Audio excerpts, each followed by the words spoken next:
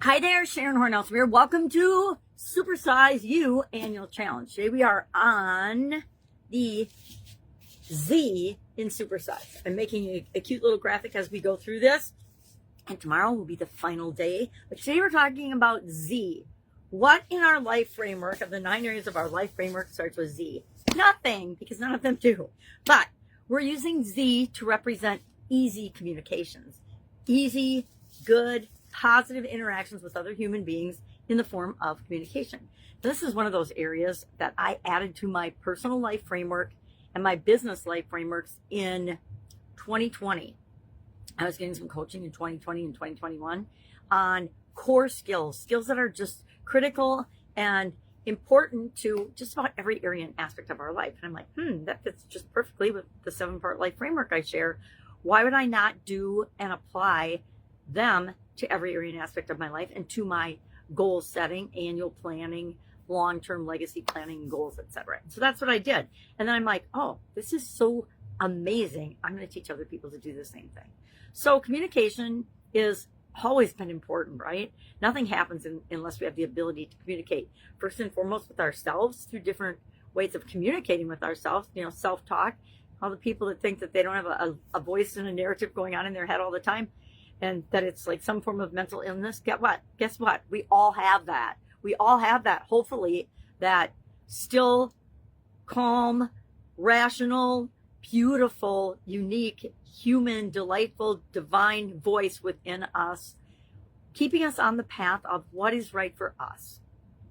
I don't want to get down a weird rabbit hole. I had a huge conversation with my daughter yesterday about all the craziness that's going on in the state of Minnesota. Now, we live in a border town, like on the border of the Twin Cities. And we've always felt like more Minnesotans than Wisconsinites. So it's impacting a lot of people that we know, a lot of our friends in positive and negative ways. And what I was trying to talk to her about is how we communicate with ourselves about it, how we think about it has more to do with the situation than it actually the situation itself. And that's true of anything, not just the craziness and the politically charged environment that evil is trying to create to impact all of us. And I don't usually say that part out loud, but I'm going to say it out loud in this community. We need to stand up for our humanity, what's right and good for us as a human being.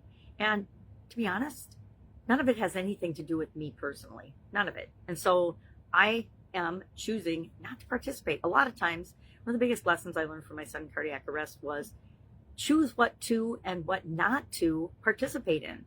Choose what you will and will not allow. Choose what is right for you and let other people worry about the stuff that isn't for you at all. If it feels bad to us, it's not right for us. If it feels good to us, it probably is right for us, depending on where we're at any given time. What's right for me now wasn't right for me 20 years ago. What's right for me now wasn't right for me 40 years ago, 50 years ago, 60 years ago. I could keep going, but I will stop.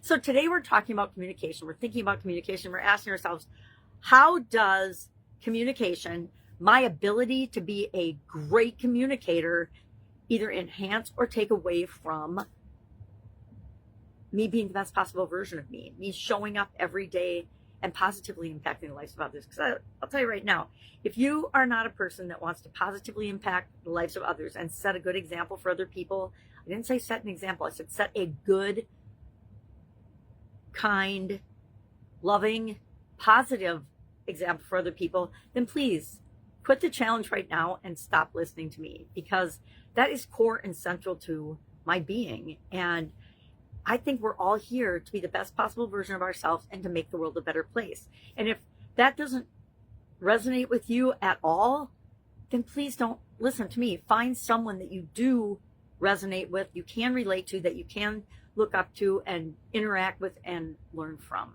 Okay, now let's talk about today's lesson. So what are some ways that communication and our skill in communicating positively or negatively impacts the course of our life? Well, I'll tell you what, it affects every area and aspect of our life. I cannot think of an area of our life that isn't impacted by communication. What are some ways that we can, and what are some things that we'll talk about when we focus on the area of communication for a month? Active listening. this is a lifelong challenge for me. I come from a family of talkers, not necessarily listeners. And everybody wants to be the loudest in the room, right? Including me sometimes. I've learned to observe that now more than participate in it. And it's fascinating to sometimes just be present and watch what's going on around you, paying attention to the words people are using, their body language. Body language and nonverbals is something we'll talk about with respect to communication. Because if we have the ability to pay attention to what people are saying to us, even via Zoom or even via tone and voice inflection and the words that people are choosing to use, we know if it's a fit for us, if they're right for us and we're right for them or not, in every area and aspect of our life. You know, it'll help us to decide whether to be involved with an organization or not, whether to belong to a church or not, etc. It's all communicated. The essence of what an organization is communicated non-verbally and on purpose to show us exactly what it is. And if we're able to see it, we will get much further in our business and in our lives and in every area and aspect of our lives. It helps us, we'll work on expanding our vocabulary. I am finding that the more AI that is out there, the weirder the vocabulary. I actually asked ChatGPT yesterday what something meant because it kept using it. And I was like, I think I know what this is, but I want to know what you think this is and how you are applying it to the question that I asked you earlier, because I get it. It's exactly what I want to do, but I didn't know there was a word for it. Mainly it's streamlining my processes, but they call it something totally different. And then other things that I like to do when it comes to every area and aspect of my life is to reflect, be present, pay attention to what's going on, and then respond to the best of my ability instead of reacting. And then later, you know, unwind that situation and say, okay, well, why did that conversation go so well as why did this other conversation with another person go so terribly wrong so fast, right? So we want to look at communication, all the different forms of communication we'll dive deep into. But what I want you to do today is just think about and jot down a couple of ways that your ability to communicate or your inability to communicate your needs, your boundaries, your expectations impacts you as a human being. Share at least one in the comments below, or at least write that you've done it, because it's a foundational skill. If we don't have the ability to communicate, and we're all differently, we might not communicate with words or writing or reading. We might communicate with symbols and artwork and different creative outlets that help us to communicate what we stand for, who we are, what's important to us, etc. So this can be a really fun month. I always think communication is such a powerful month because every time I focus on it for a month personally, my communication levels up, and that's what I'm looking for. All right, any questions about this? Hit me up. Otherwise, go out, make it an amazing day, and I will, of course, be staying warm and cozy because it's so cold and freezing in my neck of the woods. Have a great day. If I can help you, ask. Otherwise, I will be with you tomorrow. Bye.